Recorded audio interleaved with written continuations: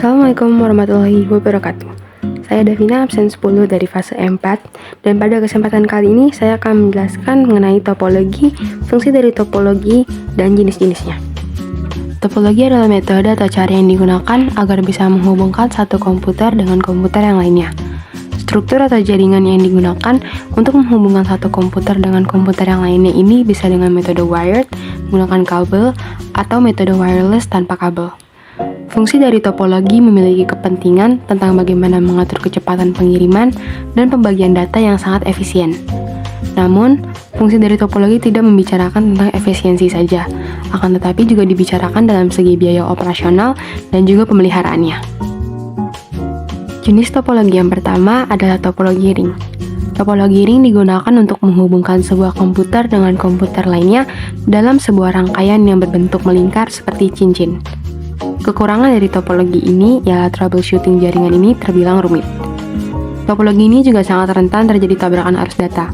Jika salah satu koneksi bermasalah, koneksi pada jaringan akan terputus.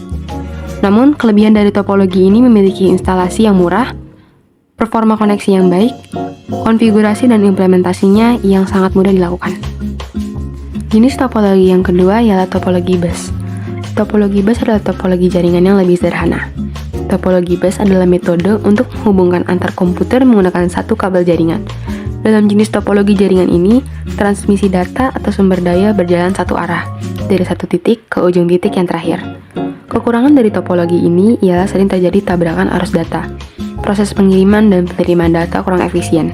Jika ada masalah pada kabel, misalnya terputus, maka komputer workstation akan terganggu. Namun kelebihan dari topologi ini ialah penambahan klien atau workstation baru mudah dilakukan.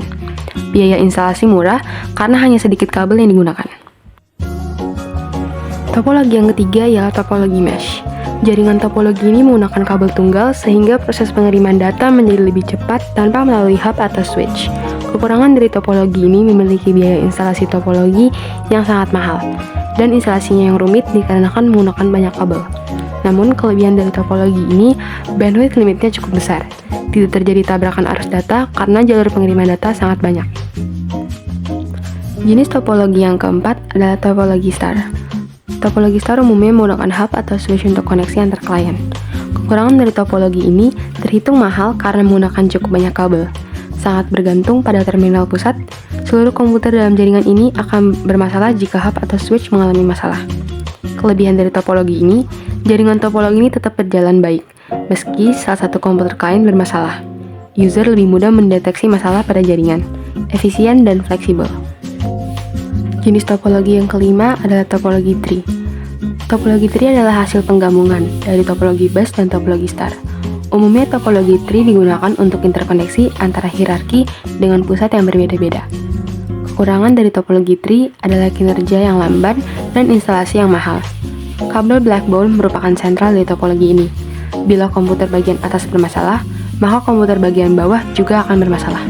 Kelebihan dari topologi ini dapat mudah dikembangkan menjadi topologi jaringan yang lebih luas. Susunan dari topologi ini terpusat secara hierarki sehingga pengaturan data menjadi lebih mudah. Jenis topologi yang keenam adalah topologi peer-to-peer. Umumnya, topologi peer-to-peer menggunakan satu kabel saja untuk menghubungkan kedua komputer agar bisa saling berbagi data. Kekurangan dari topologi ini sangat sulit dikembangkan dan security system sering bermasalah. Proses troubleshooting yang rumit. Kelebihan dari topologi ini, biaya instalasinya sangat murah dan prosesnya yang mudah. Setiap komputer bisa berperan sebagai server atau klien. Yang terakhir ialah topologi hybrid. Topologi hybrid adalah gabungan dari beberapa topologi yang berbeda dan membentuk jaringan baru. Dengan kata lain, jika ada dua atau lebih topologi yang berbeda terhubung dalam satu jaringan, maka topologi jaringan tersebut akan membentuk topologi hybrid. Kekurangan dari topologi hybrid adalah proses instalasinya dan pengaturannya yang cukup rumit. Manajemen topologi hybrid sangat sulit dilakukan. Biaya untuk membuat topologi ini cukup mahal. Namun kelebihannya, fleksibel dan penambahan koneksi ke server atau klien lainnya menjadi sangat mudah. Sekian dari penjelasan saya mengenai topologi. Terima kasih sudah mendengarkan. Wassalamualaikum warahmatullahi wabarakatuh.